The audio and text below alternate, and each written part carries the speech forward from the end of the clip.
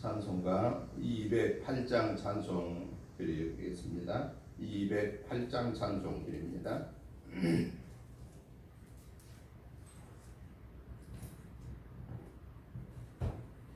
내 주의 나라와 주 계신 성전과 기울여 사신 교회를 늘 사랑합니다.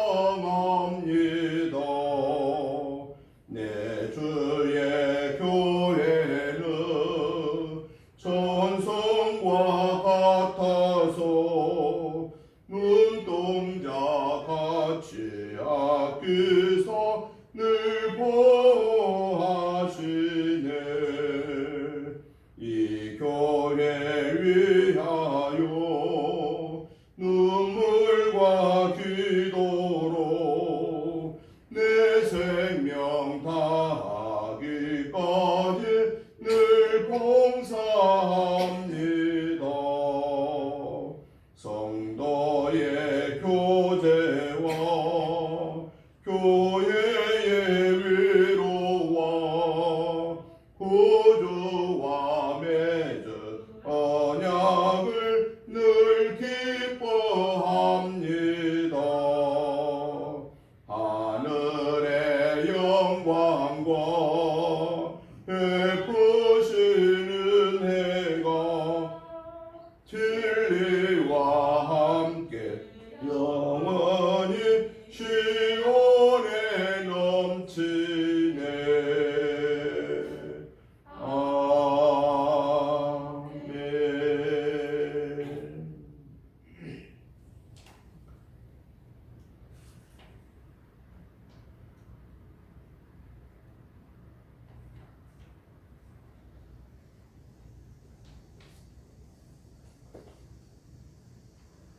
여호와여, 나와 다투는 자와 다투시고 나와 싸우시는 자와 싸우소서.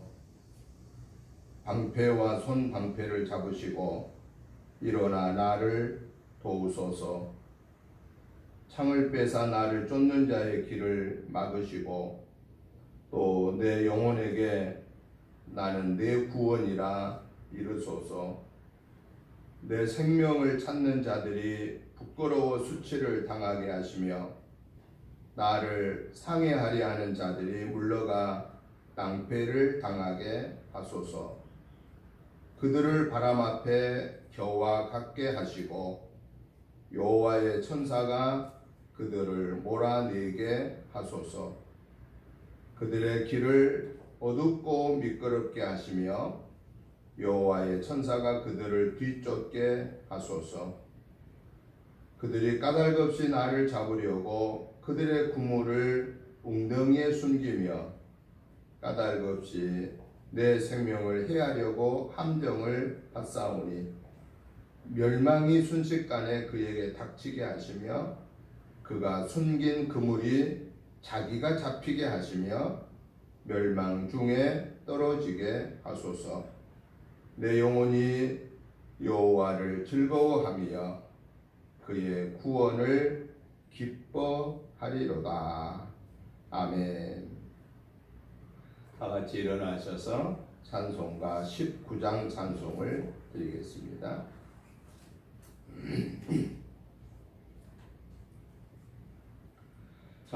찬송하는 소리 있어 소름 기뻐하도다. 하늘 아버지의 이름 거룩거룩하도다. 세상 사람 찬양하자. 거룩하신 하나님께 할렐루야 할렐루야 할렐루야 아멘. 하나님의 나라 권세 영원토록 있도다. 하나님의 영광 나라 거룩거룩하도다. 하늘 보좌 계신 주님 세상 주관하시도다. 할렐루야 할렐루야 할렐루야 아멘. 하나님의 크신 섭리 그 뜻대로 되도다. 우리 아버지의 뜻은 거룩거룩하도다. 주여 속히 마셔서 기쁜 날을 주옵소서. 할렐루야 할렐루야 할렐루야 아멘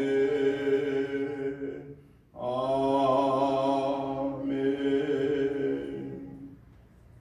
사도신경으로 신앙 고백 드리겠습니다. 나는 전능하신 아버지 하나님 천지의 창조주를 믿습니다. 나는 그의 유일하신 아들 우리 주 예수 그리스도를 믿습니다. 그는 성령으로 잉태되어 동정녀 마리아에게서 나시고 본디오 빌라도에게 고난을 받아 십자가에 못 박혀 죽으시고 장사된 지 사흘 만에 죽은 자 가운데서 다시 살아나셨으며 하늘에 오르시어 전능하신 아버지 하나님 우편에 앉아 계시다가 거기로부터 살아있는 자와 죽은 자를 심판하러 오십니다. 나는 성령을 믿으며 거룩한 공교회와 성도의 교제와 죄를 용서받는 것과 몸의 부활과 영생을 믿습니다. 아멘. 앉아주시기 바랍니다. 찬송가 성시교독을 빼먹었습니다. 우리 교독문 찬송가 뒤에 39번을 교독하시겠습니다. 찬송가 뒤에 39번입니다. 오라 우리가 여호와께 노래하며 우리의 구원의 반석을 향하여 즐거이 외치자. 우리가 감사함으로 그 앞에 나아가며 시를 지어 즐거이 그를 노래하자. 여호와는 크신 하나님이시요 모든 신들보다 크신 왕이시기 때문이로다. 땅의 깊은 곳이 그의 손 안에 있으며 하늘의 높은 것도 그의 것이로다. 바다도 그의 것이라 그가 만드셨고 육지도 그의 손으로 지으셨도다. 오라 우리가 굽혀 경배하며 우리를 지으신 여호와 앞에 무릎을 꿇자. 그는 우리의 하나님이시요 우리는 그가 기르시는 백성이며 그의 신이 돌보시는 양이기 때문이라. 아멘. 찬송가 64장 찬송을 드린 후에 김미연 집사님 나오셔서 기도 인도해 주시겠습니다. 64장 찬송 드립니다.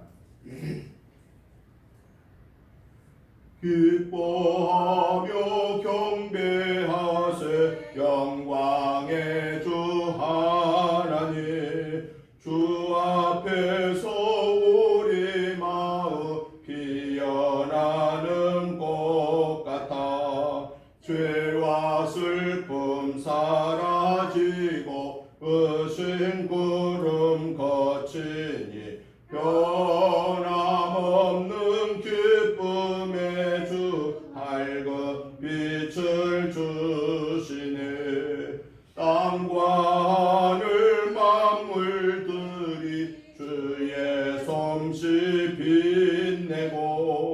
별과 천사 노래소리 끊임없이 드높아 물과 숲과 산과 골짜 들판이나 바다나 모든 만물 주의 사랑 기뻐 찬양하여라.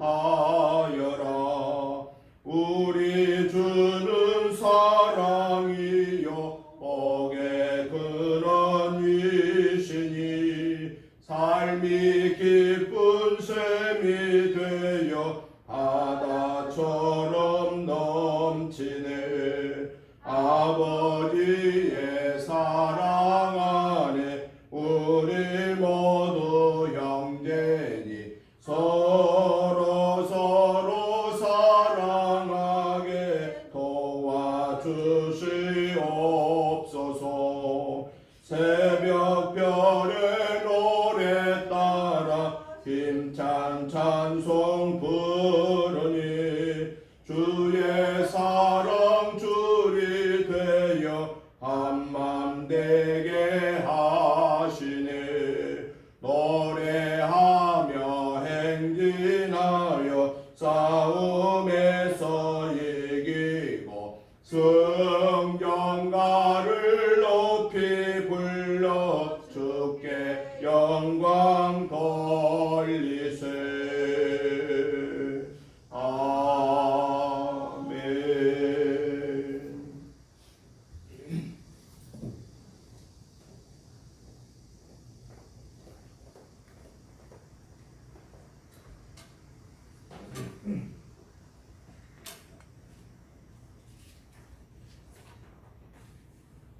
천지 만물을 말씀으로 창조하시고 그 귀하신 뜻에 따라 섭리하시는 살아계신 하나님 아버지, 주님 앞에 경배와 감사를 드립니다. 절망과 좌절 속에서 살았던 저희를 크신 은총과 사랑으로 구원하여 주시고 하나님의 백성으로 삼아 주셔서 기쁨과 환희의 삶을 살도록 인도해 주신 은혜를 감사합니다. 지난 한 주간도 주님의 권면을 듣지 못하고 헛된 것에 사로잡혀 주님의 영광을 보지 못한 저희의 무능함과 부족함을 용서하여 주시고 이 시간 저희의 심령을 새롭게 변화시켜 주시어서 복음의 진리를 깨닫고 신뢰하게 하여 주옵소서. 우리에게 구원의 주님을 찬양하며 오직 주님만이 나의 반석이 되심을 고백하오니 저희를 긍휼히 여겨 주시옵소서. 이 나라 이 민족이 구원의 반석이신 하나님을 의지하게 하옵소서. 대통령과 의정자들이 한마음 한뜻이 되어 나라를 생각하고 국민을 생각하도록 하나님께서 이끌어 주시옵소서. 또한 정부와 국민이 코로나 재유행에 잘 대처하고 민생 문제를 잘 해결할 수 있도록 도와주시옵소서. 하나님 아버지, 목사님께 각절의 영광을 부어주사 강건케 하시옵고 말씀과 기도 사역에 권세가 나타날 수 있도록 성령으로 붙잡아 주시옵소서. 은혜교회가 가정과 일터에서 하나님의 나라를 잘 세워나갈 수 있도록 믿음의 권속들이 되게 하여 주시옵소서. 계속되는 무더위로 지치고 낙심하지 않도록 삶의 지혜와 능력을 주시고 세상적인 즐거움과 편안함으로 게으름에 안주하거나 익숙해지지 않도록 예배의 열정을 새롭게 하여 주시옵소서.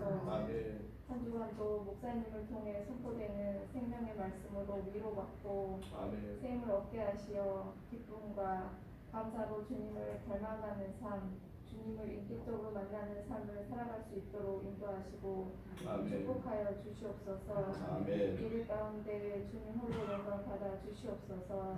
이 모든 말씀 길이요 진리요 생명이신 예수 그리스도 이름으로 감사하며 기도드립니다. 아멘.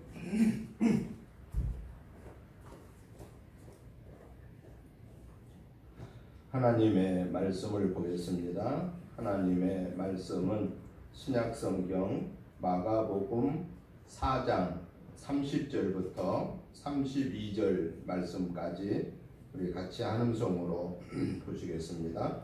마가복음 4장 30절부터 32절 말씀입니다.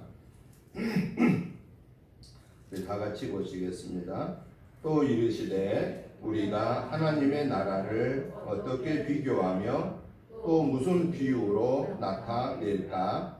겨자씨 한 알과 같으니 땅에 심길 때에는 땅 위의 모든 씨보다 작은 것이로되 심긴 후에는 자라서 모든 풀보다 커지며 큰 가지를 내나니 공중의 새들이 깃들일 만큼 되느니라. 아멘. 오늘 우리가 같이 보신 마가복음 4장 30절부터 32절의 말씀의 내용은 하나님의 나라를 겨자씨 비유를 들어서 말씀하신 내용입니다.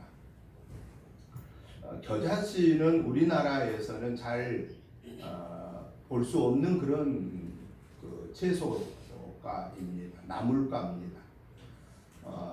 매년 새로 났다가 또 매년 죽는, 그리고 또 매년 새로 나는 그러한 단년생 나물가인데요. 우리가 제일 쉽게 생각할 수 있는 겨자씨하고 우리 대한민국에서 있는 그런 곡식이나 풀 중에 비교할 수 있는 것이 가장 근접한 그 식물은 유채입니다. 씨앗도 거의 비슷하고 그 피는 꽃도 거의 비슷하고 자라가는 그 성장의 모형도 거의 비슷합니다. 그런데 유채는 이제 보통 한 1m 정도 크잖아요. 땅에서 한 1m. 조금 더 땅이 좋은 땅은 좀 더 크고 그렇습니다만은 이스라엘에서 이 겨자씨는 한 2m 정도까지 큽니다. 그래서 땅이 좋은 데는 2m 정도 크고 보통 1m 정도 성장하는 것을 제가 이스라엘 갔을 때 직접 그걸 경험을 해봤습니다. 그래서 재봤어요. 도대체 얼마나 큰가. 그리고 성경에 보면은 새들이 깃들인다라고 하는, 그만큼 성장한다라고, 그래서 도대체 이 유채와 같은 이러한 나물과인 이 겨자씨에 어떻게 새가 깃들인다고 성경에 표현했을까? 그것을 제가 확인하기 위해서 그 겨자씨 대가 올라온 것을 제가 직접 이렇게 만져봤습니다. 그걸 꺾어봤습니다. 그랬더니 굉장히 단단해요. 위에는 약한데요, 이게 올라오면서부터 단단해집니다. 우리가 유채도 나중에 베면은 굉장히 그 대가 단단해서 유채대를 우리가 옛날에 땔감으로 많이 썼잖아요. 땔감이 없은 시절에는. 그런데 이 겨자씨 역시 나물가, 풀가인데도 불구하고 나무처럼 단단해지는 그런 것을 제가 직접 만져보고 꺾어봄으로써 성경에서 이래서 이 겨자씨 나무에 새가 깃들인다고 말씀하셨구나 하는 것을 제가 직접 경험을 해 왔습니다. 저는 오늘 이 본문에 있는 하나님의 나라를 겨자씨 비유를 들어서 말씀하신 이 내용을 중심해서 오늘 주제를 하나님의 나라라고 하는 이런 주제로 오늘 말씀의 은혜를 받고자 합니다. 먼저 그 나라에 대한 이해를 우리가 한번 해보면 좋겠습니다. 나라, 또 국가라고 하는 나라, 나라라는 말을 보통 영어로 nation이라고 말하고 국가, government라고 하는 이런 단어를 씁니다만은 어떻든 간에 나라, 국가라고 하는 그 개념을 한번 이해를 해보면은 나라는, 즉 국가는 주권자의 통치권이 미치는 영역, 주권자의 통치권이 미치는 영역을 나라다라고 이렇게 말할 수 있습니다. 대한민국 영토 안에 있는 것만이 대한민국 나라다라고 이렇게 한정 지어지는 것이 아니라 대한민국이 아닌 제3국의 땅도 대한민국의 영토로 나라로 인정받을 수 있다라고 하는 겁니다. 그거는 상호 국가 간의 합의하에서. 그게 어떤 거겠습니까? 대사관, 대한민국 대사관, 미국 대사관, 주한미국 대사관. 그러면은 한국의 대사관이 미국에 가 있는데 미국에 있는 우리 한국의 대사관의 그 땅은 누구의 통치를 받느냐? 대한민국 국가의 통치를 받는다 하는 겁니다. 마치 안정리에 미군 부대가 있지 않습니까? 안정리의 미군 부대는 땅덩어리는 누구 나라, 어디에 속한 거예요? 우리 대한민국 땅덩어리입니다. 그런데 거기에 통치는 누가 하나요? 그건 대한민국에서 하지 못합니다. 어디서 하느냐? 미국 정부에서 통치합니다. 그래서 미국의 주소로 그 사람들은 보냅니다. 캘리포니아 주로 속해 있습니다. 통치가 그렇습니다. 땅덩어리는 우리 대한민국 거지만은 그러나 미국과 우리나라의 상호 합의하에 미군이 주둔하고 있는 나라는 우리 대한민국이 통치하는 것이 아니라 미국의 통치를 받는다 하는 겁니다. 그러니까 나라라고 하는 것은 주권자의 통치권이 미치는 영역을 가르쳐서 나라다라고 이렇게 말을 하면은 대한민국의 나라를 우리가 정리해 보면은 어떻게 말할 수 있겠습니까? 자칫 잘못하면은 대한민국 나라는 대통령의 통치 행위가 미치는 것을 대한민국이다 라고 이렇게 쉽게 생각할 수가 있습니다. 그런데 그거는 맞는 답이 아닙니다. 대통령의 통치권이 미치는 곳이 대한민국 나라가 아니고 나라의 주권자인 국민의 뜻이 통치 행위에 영향을 미치는 것 영역이 거기가 대한민국이라고 하는 사실입니다. 왜냐하면은 대한민국 헌법 1조 1항에 보면은 대한민국은 민주공화국이다 라고 말하고 그 뒤에 바로 이어서 뭐라고 나오냐면은 대한민국의 주권은 국민에게 있고 모든 권력은 국민으로부터 나온다 라고 이렇게 말하고 있습니다. 그렇기 때문에 대통령이라고 할지라도 대통령이 국민의 뜻을 거역하면 그 대통령은 어떻게 해야 돼요? 그 대통령은 그 직을 유지해서는 안 된다라는 것입니다. 왜? 국민이 대통령을 뽑았어요. 그러면 국민이 대통령을 뽑아서 선출한 선출직이에요. 그러면 선출직의 임기 동안에 그 직을 감당해야 되는데 어떻게 감당해야 되느냐? 국민의 뜻이 통치 행위에 나타나게끔 해야 된다 하는 겁니다. 만약에 국민의 뜻하고 전혀 다른 통치 행위를 하게 되면은 어떻게 돼요? 그 사람은 대한민국 대통령으로서의 자격을 이미 잃어버린 자다 하는 것입니다.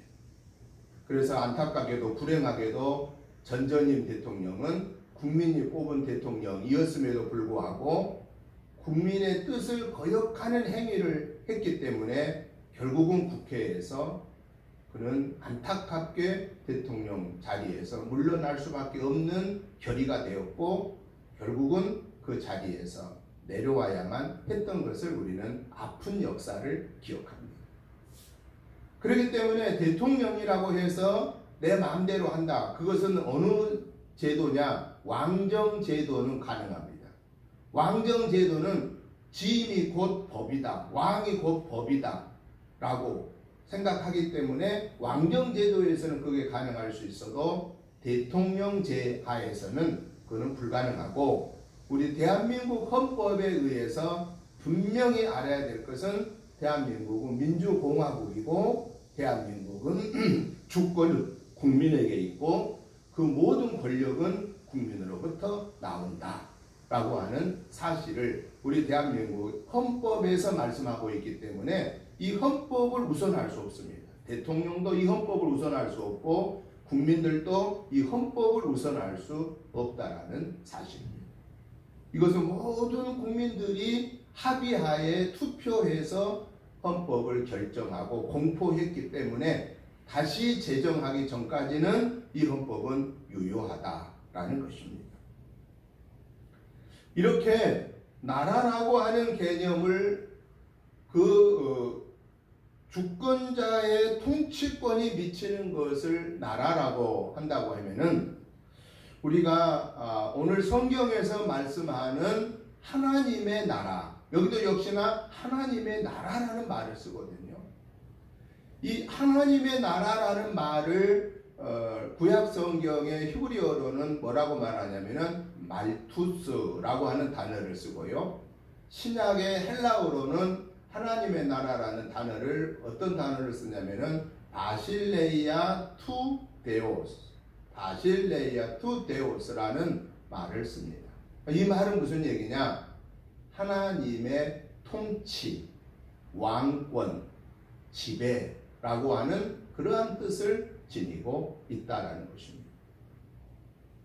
이 세상의 나라라고 하는 그 나라를 200여 나라가 지금 되고 있지만은 이 200여 되는 나라들을 좀 더 살펴본다고 하면은 그 나라는 크게 두 가지의 지배를, 두 종류의 지배를 받고 있는 나라들이다 하는 것입니다. 하나는 하나님의 통치의 지배를 받는 하나님의 나라가 있는가 하면, 또 하나는 하나님의 통치의 지배를 받지 아니하는 세상의 나라가 있다라고 성경에서는 말합니다. 우리가 신학적으로 이 나라를 구분해 보면 두 가지다 그 말이죠. 하나는 하나님의 나라, 또 하나는 세상의 나라.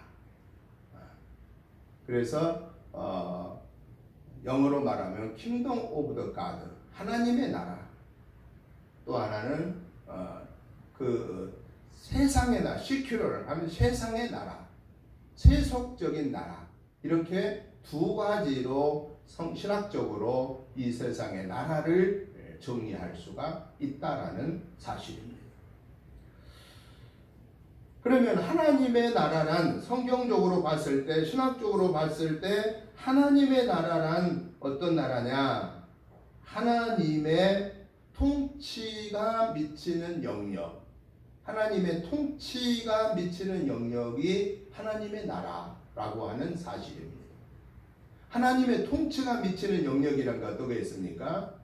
하나님의 말씀을 우선하는 나라, 하나님의 말씀이 다른 것보다도 더 우선시 되는 나라, 그게 바로 하나님의 나라다라는 사실입니다. 나라의 기초가 하나님의 말씀에 근거하여 세워진 나라, 이게 하나님의 나라입니다. 그런 나라가 지구상에 많지는 않지만은 대표적으로 보면은 이스라엘이란 나라가 하나님의 말씀 위에 세워진 대표적인 나라고, 미국이란 나라가 영국에서 신앙의 자유를 찾아 아메리카 대륙을 발견하여 하나님의 나라를 세운, 그래서 미국은 대통령이 선서할 때 어디에 손을 얹고 선서합니까? 성경에 손을 얹고 선서합니다. 나는 이 하나님의 말씀 성경의 법을 어기지 아니하고 이 성경의 법을 중심하면서 백성을, 나라를 통치하겠습니다 라고 하는 선서를 합니다. 그 외에 유럽으로 보면은 대표적으로 우리는 영국과 로마, 대표적으로 하나님의 말씀의 통치권을 받으면서 세워진 나라다라고 말할 수 있습니다. 수많은 나라 중에 200여 나라 중에 예수님을 믿는 그런 나라가 거의 아마 100개가 넘으리라고 봅니다. 그러나 100개가 넘은 나라 중에 그 나라가 미국처럼 이스라엘처럼 영국처럼 로마처럼 하나님의 말씀을 우선하는 나라는 아닙니다. 이 세상에 속한 세상의 나라 속에서 하나님의 나라가 이어져 가는, 세워져 가는 나라다라고 이렇게 우리는 이해를 해야 할 것입니다. 반면에 세상의 나라는 어떤 나라냐? 사람을 우선하는 나라. 하나님을 우선한 게 아니라 사람을 우선하는 나라입니다. 그리고 하나님을 거부하는 나라. 그 나라의 국교가 하나님을 완전히 배격하는 나라. 우리 대한민국은 국교가 있어요, 없어요? 우리 대한민국은 국교가 없습니다. 종교의 자유의 나라입니다. 대한민국에 사는 우리는 어떤 종교를 선택해도 정부에서 우리를 압박하지 않습니다. 다 자유입니다. 그런데 이스라엘에서는 하나님, 유대교회에서는 하나님을 섬기지 않는 유대교를 떠난 다른 종교를 가지면 어떻게 되나요? 그 나라에서 못 삽니다. 쫓겨나야 됩니다. 시민권을 박탈해 버립니다. 또 반면에 이슬람, 힌두니즘 이러한 종교를 국교로 하고 있는 그 나라에서는 합법적으로 다른 종교를 인정 안 해줍니다. 그래서 합법적으로 포교 활동, 즉 전도 활동을 할 수가 없습니다.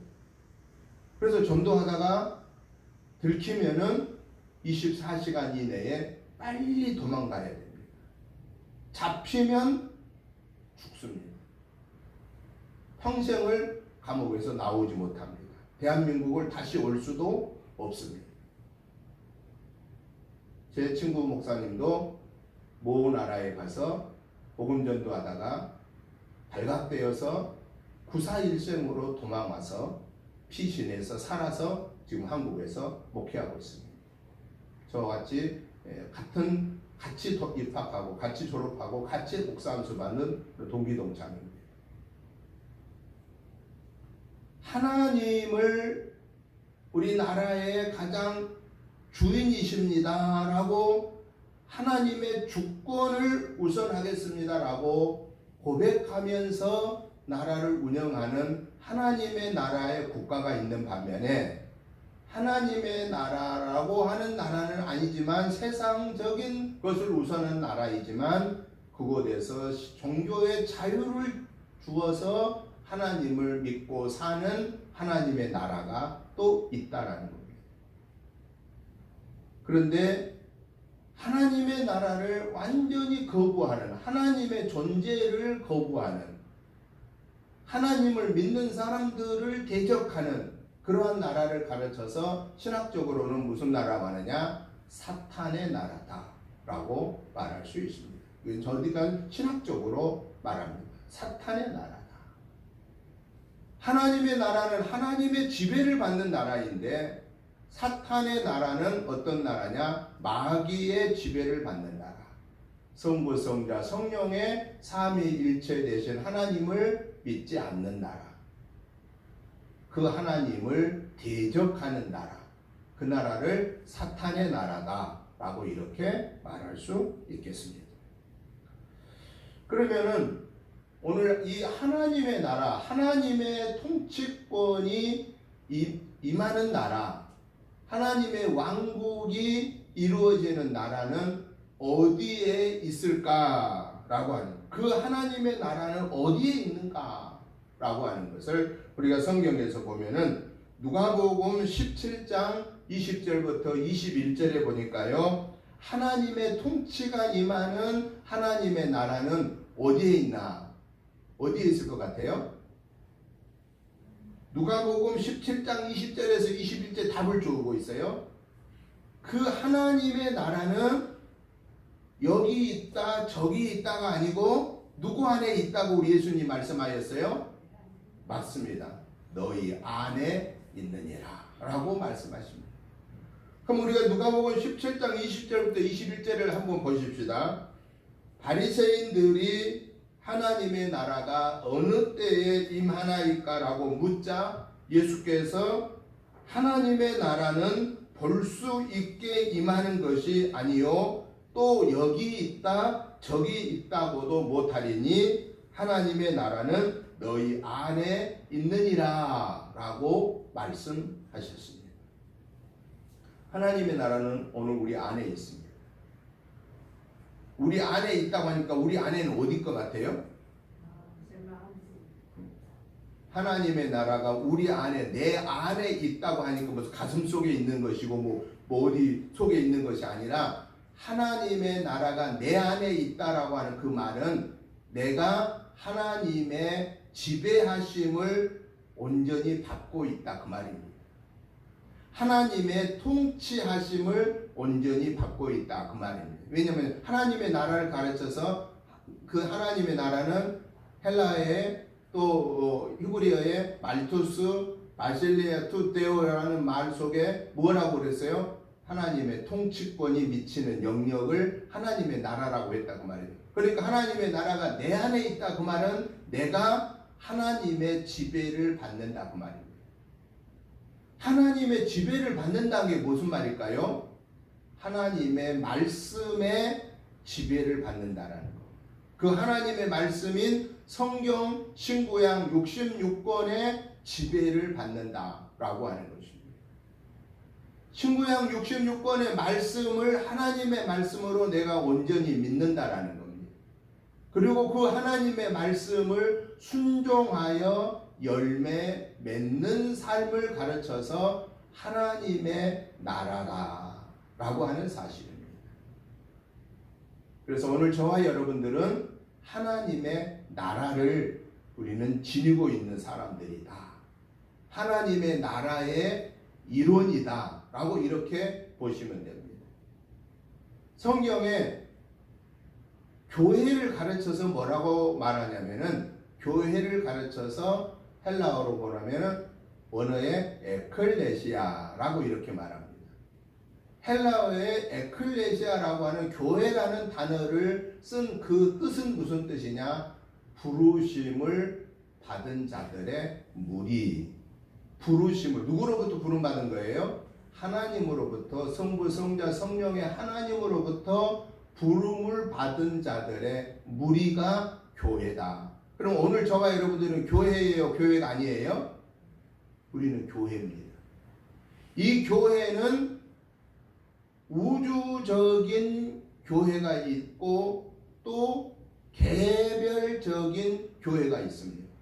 개별적인 교회는 오늘 저와 여러분들이 은혜 교회에 속한 사람으로서 개별적인 교회라고 한다면은 우주적인 교회는 대한민국 모든 예수 믿는 사람들, 세계의 모든 예수 믿는 25억의 사람들을 우주적인 교회다라고 이렇게 말합니다. 그러면 그 교회는 결국은 뭐가 되느냐? 오늘 성경에서 말하는 하나님의 나라다라는 사실입니다. 그래서 저와 여러분들은요, 움직여 다니는 무슨 나라예요? 하나님의 나라입니다. 우리는 집에 있어도 하나님의 나라고요. 우리가 예배당에 와서 예배드리러 와도 하나님의 나라고요. 우리가 일터에 가서 생활을 해도 거기도 하나님의 나라입니다. 그럼 우리는 어떻게 살아야 되느냐?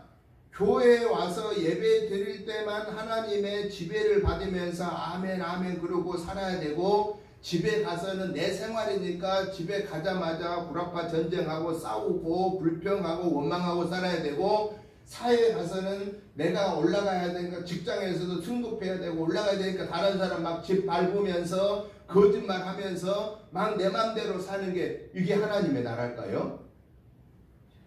그거는 안 됩니다. 교회 와서 하나님 앞에 예배드리는 그 마음의 자세가 집에 가서도 똑같아야 되고 또 일터에 가서도 똑같아야 됩니다. 왜냐? 하나님은 예배 드릴 때에도 같이 하시지만은 집에 가서도 거기도 같이 계시고 우리가 월요일부터 금요일까지 일하는 일터에서도 하나님은 같이 계십니다. 그래서 하나님의 나라는 주일날도 하나님의 통치를 받아야 되지만 월요일부터 토요일까지 내 삶의 생활 속에서도 하나님의 통치를 받는, 하나님의 말씀의 지배를 받는, 하나님의 말씀의 열매를 맺는 그 삶을 살아야 된다. 누가?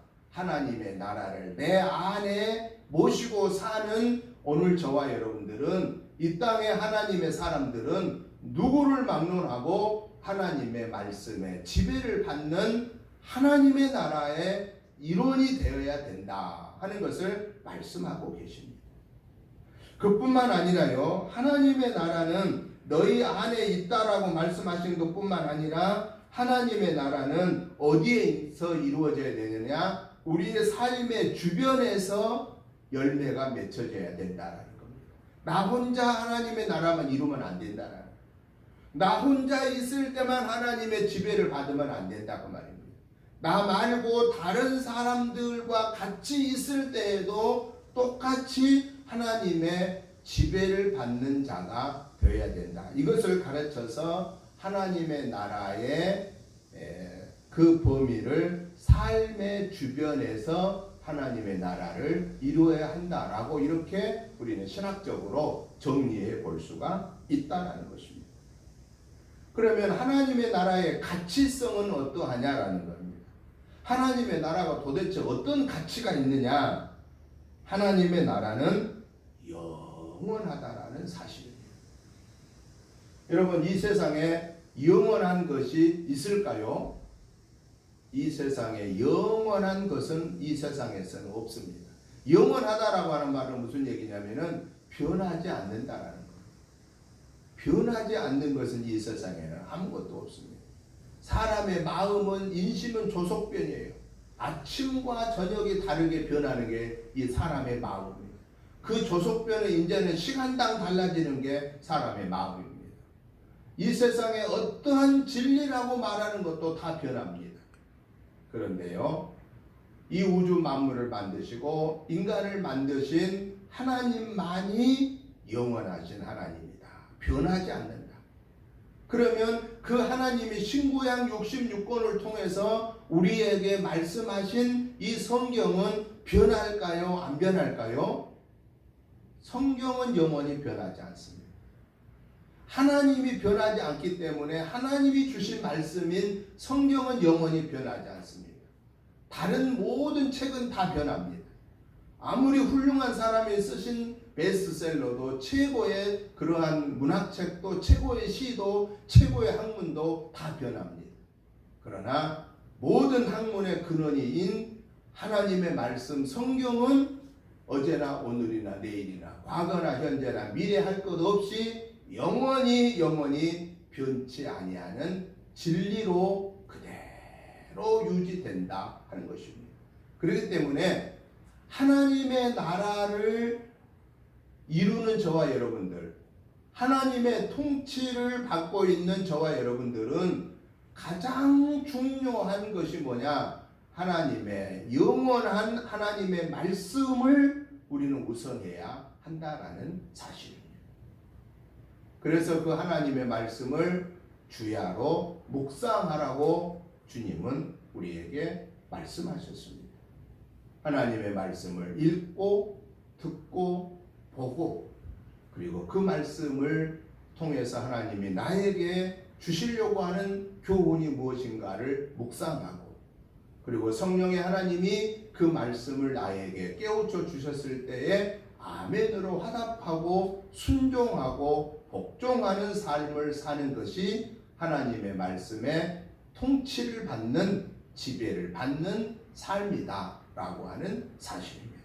그 삶을 나 혼자 있을 때에도 그대로 지켜야 되고, 이웃과 가정과 사회 속에서도 그 하나님의 말씀은 그대로 지켜야 되는데 왜 그러냐? 하나님의 명령이기 때문에 그렇다라는 사실입니다. 요한복음 14장 1절부터 3절에 보면 이렇게 말씀합니다. 너희는 마음에 근심하지 말라. 하나님을 믿으니 또 나를 믿어라. 내 아버지 집에 거할 곳이 많도다. 그렇지 않으면 너희에게 일렀으리라. 내가 너희를 위하여 거처를 예비하러 가노니 가서 너희를 위하여 거처를 예비하면 내가 다시 와서 너희를 나 있는 곳으로 영접하여 너희도 있게 하리라. 하나님의 나라를 이루는 하나님의 통치를 받는 자에게 우리 하나님이 약속하신 것이 뭐냐? 너희도 나와 함께 있으리라. 그 말은 무슨 얘기예요? 영원한 하나님의 나라에 하나님의 통치를 받는 자들은 함께 있게 하겠다고 보장해 주신 내용입니다. 그런데 안타깝게도 요한복음 12장 31절에 보면은 하나님의 통치를 받지 않는 세상의 나라, 하나님을 대적하는 사탄의 나라를 향하여서 하나님은 경고합니다. 하나님의 경고를 요한복음 12장 31절에 보니까 어떻게 하느냐? 이제 이 세상에 대한 심판이 이르렀으니 이 세상의 임금이 쫓겨나리라. 이 일이 언제 일어날까요?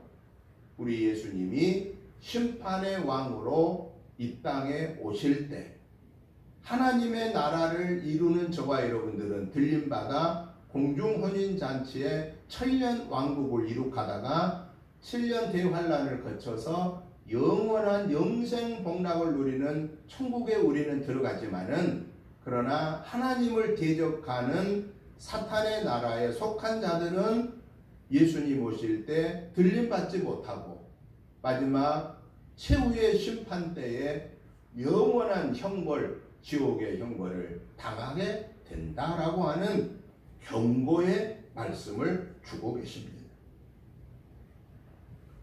사탄은 예수님이 오셔서 십자가의 대속의 은혜를 베푸심으로 이미 사탄의 권세는 깨뜨려졌습니다. 그런데도 불구하고 지금도 사탄은 이 세상을 그냥 무상으로 점유해서 우리를 하나님의 나라를 깨뜨리려고 도전해 오고 있습니다. 그런데 오늘 저와 여러분들은 분명하게 우리는 기억해야 될 게 하나님의 나라를 대적하는 사탄의 나라는 반드시 멸망하고 만다 하는 것입니다. 오늘 우리가 꼭 기억해야 될 게 뭐냐? 이러한 하나님의 통치를 받는 하나님의 나라는 언제 시작될까라는 겁니다. 하나님의 나라가 언제 시작돼요? 어떤 사람들은 죽으면 시작되죠. 그건 당연한 얘기인데요. 그런데 그거는 반절은 알고 반절은 모르는 얘기입니다. 죽으면 시작되는 하나님의 나라는 당연합니다. 예수님 믿다가 신앙생활 잘하다가 이 세상에 떠날 때 그는 하나님의 품으로 들어가니까 그게 하나님의 나라가 시작된 게 분명합니다. 그런데 그는 반절만 안 내용입니다.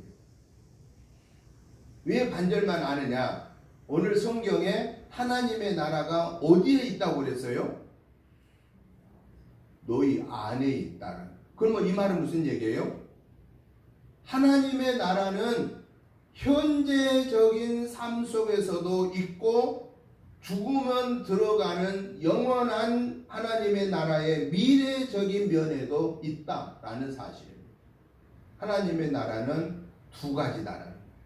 첫째는 현재적인 하나님의 나라, 또 하나는 미래적인 하나님의 나라.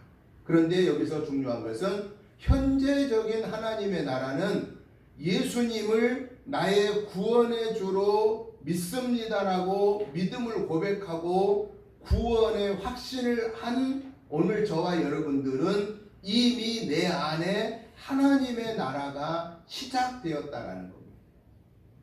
그러니까 오늘 저와 여러분들은 천국을 소유한 사람들입니다. 천국을 소유한 사람들. 그런데 천국을 소유했는데도 불구하고 우리가 날마다의 삶 속에서 죄를 지어요, 안 지어요? 죄를 짓습니다. 그러면 하나님의 나라, 하나님의 통치를 받는 하나님의 나라는 죄가 없어야 되는데 왜 하나님의 나라가 이루어진 나는 자꾸 죄를 짓냐고 말이죠. 이것을 신학적으로 정리하면은 이 하나님의 나라, 지금 오늘 우리가 살고 있는 삶 속에서 하나님의 나라를 이루는 이 하나님의 나라는 완전한 하나님의 나라가 아닌 불완전한 하나님의 나라. 완전한 하나님의 나라를 향하여 가는 과정에서 누리는 하나님의 나라. 이게 바로 현재적인 하나님의 나라입니다. 그래서 이 하나님의 나라를 뭐라고 표현하느냐? 벌써 내 안에 이루어진 하나님의 나라라고 이렇게 정리를 합니다. 그러면 미래적인 하나님의 나라는 어떤 나라겠어요? 예수님 오실 때 들림받은 사람, 또 예수님이 오시기 전에 우리가 이 땅에서 하나님을 믿다가 죽어 주님 품에 들어간 자들, 그 사람들은 다 예수님 오시면 어떻게 되겠어요? 다 들림받습니다. 성경에 그렇게 말씀하고 있습니다. 주님이 천사장을 앞세우고 심판의 왕으로 오셨을 때 먼저 예수 믿다가 주님 품에 죽어 주님 품에 들어가 있는 자들이 무덤에서 일어나서 주님 공중 혼인 잔치에 참여하고, 그리고 살아있는 주님 오실 그때 살아있는 하나님의 나라를 이루고 있는 하나님의 자녀들이 변하여 들림받아 공중 혼인 잔치에 참여한다고 말씀하고 계십니다. 그래서 그 주님 오실 때 우리에게 영원한 하나님의 나라, 그 영원한 하나님의 나라는 죄가 없는 나라, 요한계시록에 말한 대로 슬픔이 없는 나라, 근심과 걱정과 아픔과 죽음이 없는 나라, 거기가 영원한 하나님의 나라입니다. 우리는 그 영원한 하나님의 나라를 이 땅에 살면서 천국을 소유한 자로서 불안정한 하나님의 나라임에도 불구하고 우리는 그 천국을 바라보면서 나아가는 천국의 현재성을 우리는 누리면서 사는 자들이다라는 겁니다. 그러면 이 현재적인 천국을 이루면서 사는 저와 여러분들은 어떤 삶을 살아야 되겠습니까? 우리는 감사하는 삶을 살아야 합니다. 왜냐하면 천국을 지금 누리고 있는 사람들이 그 천국의 특권을 누리지 못하면 되겠습니까? 천국의 특권을 우리는 누려야 되는 거예요. 천국의 특권이 뭐냐? 천국의 특권이 감사입니다. 천국의 특권이 소망입니다. 천국의 특권이 즐거움입니다. 천국의 특권이 평안입니다. 그러니까 예수 믿어 구원받은 하나님의 통치를 받는 하나님의 나라를 이루어가는 저와 여러분들은 날마다의 삶 속에서 감사해야 되고 기뻐해야 되고 찬양해야 되고 예배해야 되고 즐거워해야 되고 소망을 가지고 영광 돌리면서 사는 삶을 살아야 된다 하는 것입니다. 그러한 삶을 사는 우리의 모습을 볼 때 우리 주님이 어떠시겠어요? 기뻐하시겠어요? 슬퍼하시겠어요? 기뻐하십니다. 여러분, 우리가 자녀들을 양육할 때 다 성인이 돼서는 좀 덜합니다만은 성인이 되기 전에 자녀들을 양육할 때 자녀들이 부모님의 은혜를 감사하면서 기뻐하면서 즐거워하면서 사는 모습을 보면, 자라는 모습을 보면, 그리고 성장해서 가정을 가지고서도 부모님의 은혜를 감사하면서 사는 모습을 보면 부모가 기분 좋아요, 안 좋아요? 최고로 기분 좋은 게 그거예요. 부모로서 제일 고마운 게 그거예요. 그런데 자라는 자식들이 또 이미 성장해서 다 가정을 가지고 있는 자식들이 그저 근심하고 걱정하고 불평하고 원망하고 조금만 귀에 있으면 부모님 탓하고 그런 자식들을 보면은 부모의 마음이 어떠겠어요? 부모의 마음이 아프다라는 거예요. 부모의 마음이 아픈 거. 하나님의 나라의 지배를 받는 저와 여러분들이 하나님의 은혜를 감사하며 오늘의 내가 여기 있기까지 하나님의 선물로 살게 됐습니다. 하나님 감사합니다. 라고 하나님에게 영광을 올려드리는 그 모습을 보실 때 하나님은 우리를 보시고 즐거워하신다라는, 기뻐하신다라는 사실입니다. 그걸로 끝나겠습니까? 하늘 보좌 여시고 흔들어 차고 넘치는 은혜와 사랑과 복을 더하여 주시게 된다라는 사실입니다. 자식된 자에게 부모는 자기가 해줄 수 있는 모든 것을 다 해주려고 합니다. 그게 부모의 마음입니다. 하나님 아버지도 마찬가지입니다. 하나님의 나라를 이루어가는 하나님의 자녀된 저와 여러분들을 우리 하나님은 약속했습니다. 어떤 약속을 했느냐? 사탄이 너희를 이기지 못하리라고 우리에게 약속해 줬습니다. 그럼 어디서 우리가 그 약속을 볼 수 있어요? 성경에 보니까요, 그 내용이 나오는데요. 바로 우리 예수님, 우리 하나님이 창세기에서 우리에게 약속하십니다. 창세기 3장 15절에서 내가 너로 여자와 원수가 되게 하고 내 후손도 여자의 후손과 원수가 되게 하리니 여자의 후손은 내 머리를 상하게 할 것이요 너는 그의 발꿈치를 상하게 할 것이다. 하나님이요 이미 사탄의 세력을 하나님의 자녀들에게 짓밟아 버릴 수 있는, 사탄을 대적하여 이길 수 있는 권한을 허락해 주셨습니다. 그리고 마태복음 28장 20절에서 우리 예수님은 하나님의 자녀된 제자된 자들에게 마지막 약속하신 말씀이 뭐냐? 볼지어다 내가 세상 끝날까지 너희와 항상 함께 있을지어다. 여러분, 만왕의 왕이신 하나님이 나와 함께 계시면 나는 승리하겠어요? 실패하겠어요? 승리하게 되었습니다. 여러분, 부모가 건장하게 살아있는 동안 내 자식을 함부로 대하면 그 함부로 대한 자식을 그냥 보고, 그냥 그 괴롭힌 자를 그냥 보고 있을 부모가 있겠어요? 내 자식을 내 힘을 다하여 보호할 것입니다. 그러나 우리는 인간이기 때문에 내가 보호할 수 없는 한계가 있지만, 그러나 하나님은 창조자이십니다. 만왕의 왕이요 만주의 주이십니다. 모든 능력의 근원이십니다. 그 하나님이 우리의 아버지이십니다. 우리는 그 하나님의 나라를 이루어가는 사람들입니다. 거기에 누가 같이 하신다고 하셨느냐? 하나님이 같이 하시겠다고 약속하셨습니다. 이제 하나님은 이러한 하나님의 나라를 이루어가는 저와 여러분들에게 교훈하십니다. 어떤 교훈을 하시느냐? 하나님의 나라의 삶을 살아라. 하나님의 나라의 삶을 살라고 교훈하십니다. 그 얘기는 무슨 얘기냐? 하나님의 나라의 삶을 산다고 하는 것은 어제의 내 믿음이 오늘은 더 하나님과 가까워지는 삶, 내일은 오늘의 믿음의 분량보다 하나님과 좀 더 가까워지는 삶, 이걸 무슨 얘기 뭐라고 하느냐? 믿음에 성장하는 삶을 살라고 교훈하십니다.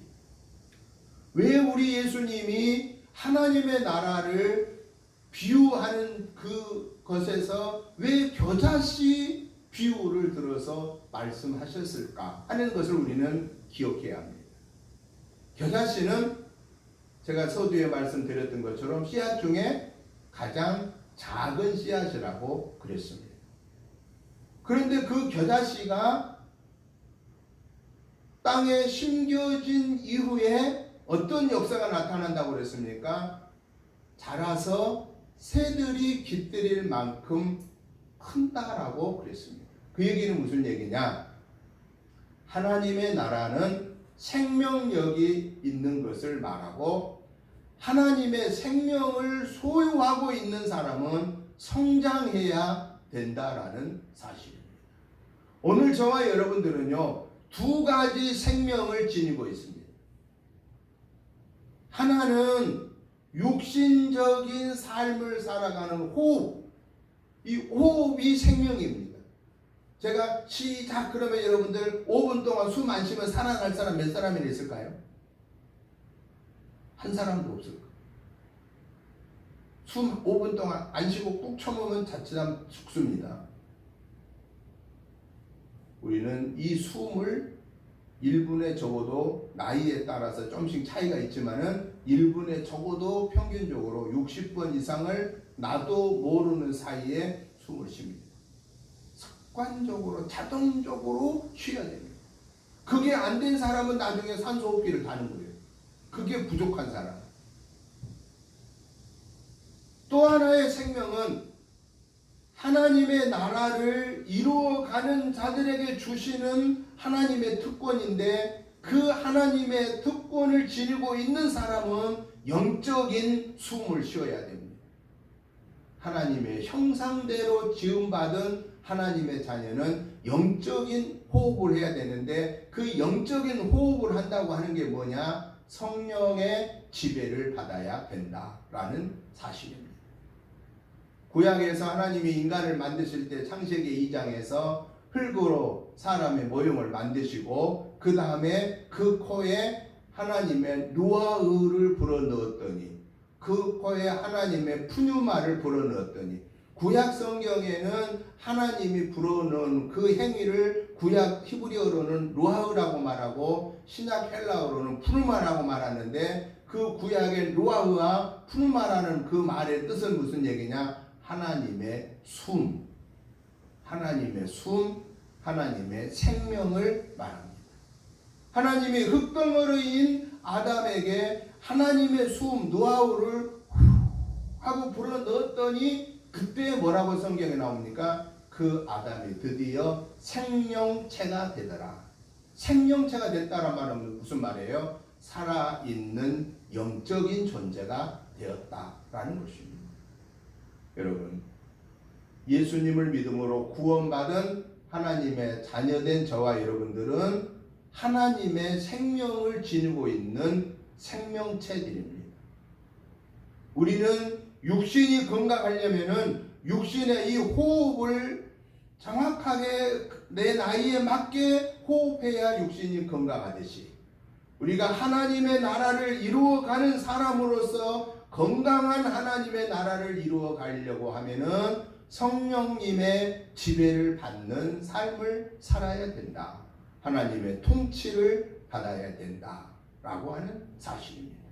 그러기 위해서는 우리는 하나님의 말씀으로 무장해야 되고, 그 말씀 붙잡고 기도하고 하나님이 능력 주시는 대로 순종하는 삶의 열매가 맺혀지는 성장하는 믿음의 삶을 살라고 주님은 오늘 마가복음 4장 30절부터 32절에서 겨자씨 비유를 들어 하나님의 나라를 말씀하고 계십니다.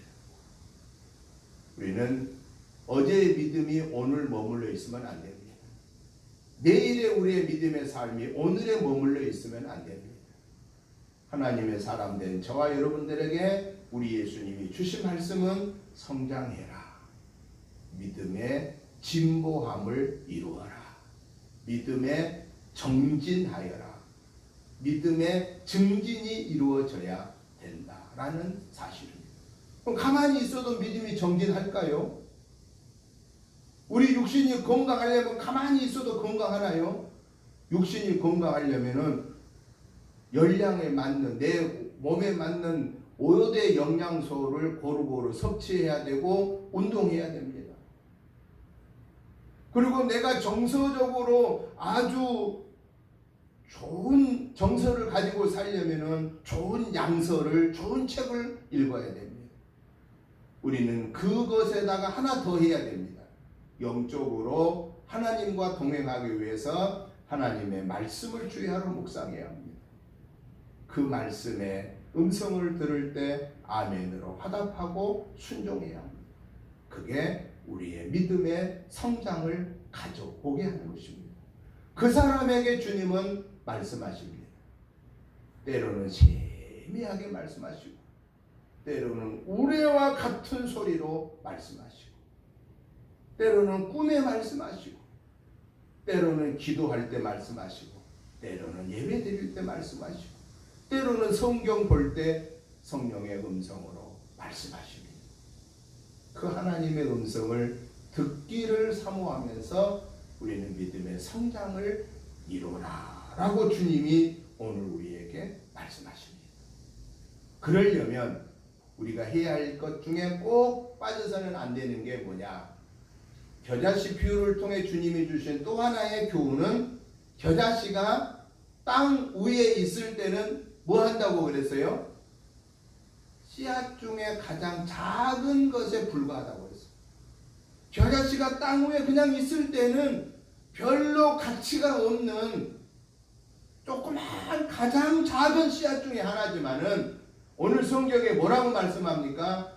그 겨자씨 땅 위에 있을 때 가장 작은 별 가치도 없는 그 겨자씨가 땅에 심겨진 후에는 그게 자라서 나무가 되어서 새들이 깃들일 만큼 자란다고 하는 이 말씀을 통해서 주님이 우리에게 말씀하신 교훈은, 오늘 저와 여러분들이 내가 잘났다고 내 인간적인 중심으로 살면은 나는 작은 씨앗 중에 하나에 불과하는 삶으로 끝나지만은, 그러나 내가 예수님 안에 거하였을 때, 내가 성령의 지배를 받았을 때, 내가 주님 앞에 나는 죽습니다라고 내려놨을 때, 주님이 나를 다스렸을 때에 나는 상상할 수 없는 하나님의 역사를 이루는 도구로 쓰임받게 된다라는 진리를 우리에게 표현하고 계십니다. 나는 약하고 부족하오나 주님은 강하시고 위대하십니다. 그런 거로 우리는 이번 한 주간의 삶 속에서도 내가 내 삶을 주인이라고 생각하지 말고, 내 삶의 주인은 주님이십니다 라고 하는 내 삶의 주권을 주님께 맡겨드리고, 나는 주님 안에 거하는, 내 경험은 다 주님 앞에 내려놓는, 주님 앞에서 나를 드러내는 것은 아무것도 없는 주님 말씀하옵소서 내가 듣고 행하겠나이다 라고 하는 이 주님의 중심에 서서 주님이 인도하심에 순종함으로, 이번 한 주간에도 겨자씨처럼 작은 자에 불과했던 저와 여러분들이 새들이 깃들이는 하나님의 역사를 이루는 도구로 쓰임받아 하나님께 영광 올려드리는 저와 여러분의 승리하는 삶이 되시기를 주님의 이름으로 축복합니다. 하나님 아버지 감사합니다. 오늘 여기에 있게 이게 바로 하나님의 은혜입니다. 오늘 천국을 이루어 가게 하신 것이 하나님의 은혜입니다. 이 은혜를 우리가 소중히 여기지 못할 때가 있었습니다. 하나님 아버지, 이번 한 주간에 이 하나님의 은혜를 잊지 않고 감사하며 기뻐하며 찬양하며 영광 올려드리는 삶을 살 수 있도록 주님 안에서 나는 죽고 주님만 살게 해주시고, 주님 안에서 나는 감추어지고 주님만 드러나는 삶의 도구로 쓰임받게 하옵소서. 우리의 연약함을 긍휼히 여겨주시고 아버지의 능력의 장중에 붙잡아 주시고 불꽃 같은 눈동자로 살펴주셔서 영광의 도구로 쓰임받게 하옵소서. 예수님 이름으로 축복하오며 간절히 기도드리옵나이다. 아멘. 찬송가 321장 찬송 드리면서 준비하신 예물을 봉헌하시겠습니다. 321장 찬송을 드립니다. 날 구속하신 예수께 내 생명 모두 드리니 늘 진실하게 하소서. 내 구주 예수여, 나 구주 위에 살리라. 내 기쁨할 양 없으니 내 갈 길 인도하소서. 내 구주 예수여, 날 구원하신 예수를 일평생 의지하오니 날 영접하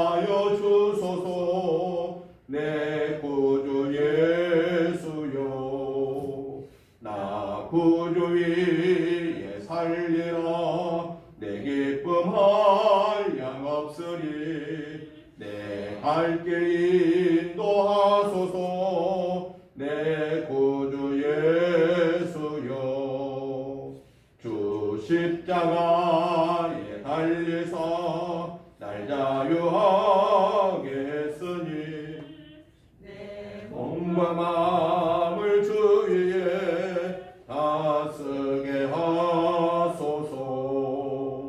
나 구주 위에 살리라. 내 기쁨 한량 없으리. 내 갈 길 인도하소서. 내 구주 예수여. 아멘. 하나님 아버지 감사합니다. 하나님의 은혜로 7월을 잘 보내 승리하게 하시고 오늘 8월 이렇게 또 하나님 앞에 예배로 영광 올려드리게 하시니 감사합니다. 7월을 함께 하신 하나님, 8월도 함께 동행하심을 믿고 감사드립니다. 하나님의 은혜로 승리하게 하심을 감사하여서 하나님이 주신 물질 중에 구별하여 감사한 마음과 함께 예물을 올려드립니다.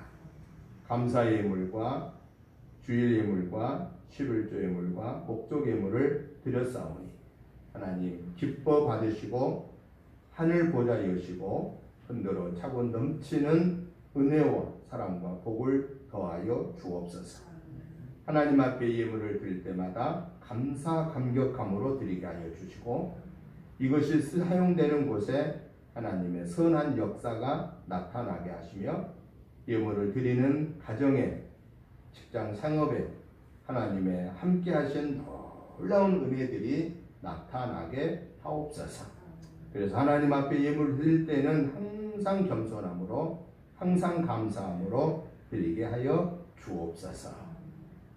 예수님 이름으로 축복하오며 간절히 기도드리옵나이다.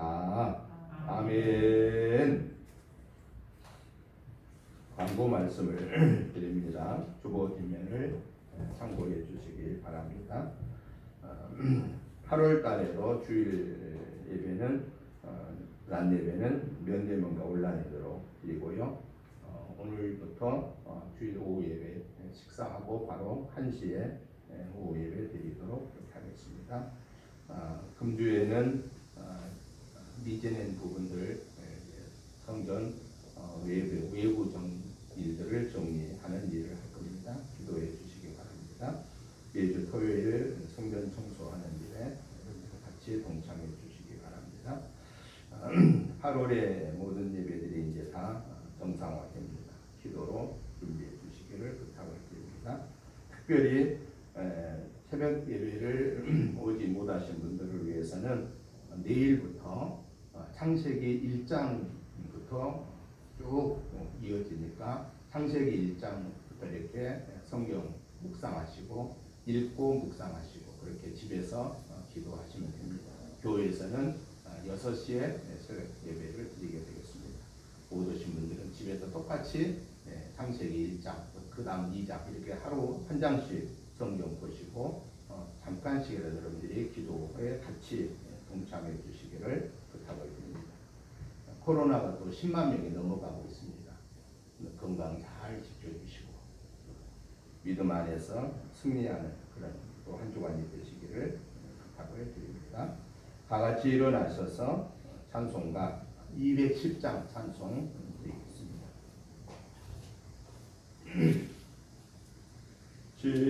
지온성과 같은 교회 그의 영광 한없도 돌아가신 말씀대로 주가 친히 세웠던 반석 위에 세운 교회 흔들 자가 누구랴. 모든 원수 예워싸도 아무 근심 없도다. 생명샘이 솟아나와 모든 성도 마시니 언제든지 흘러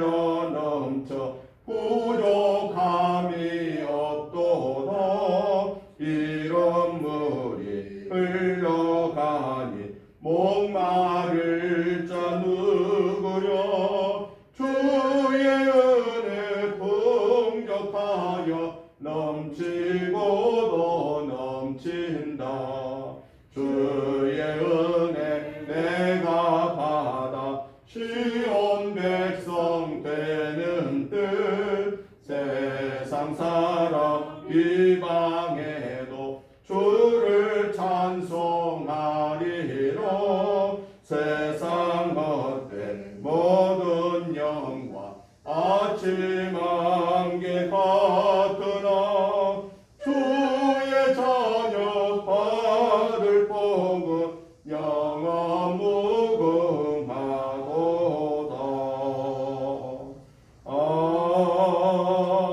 아멘.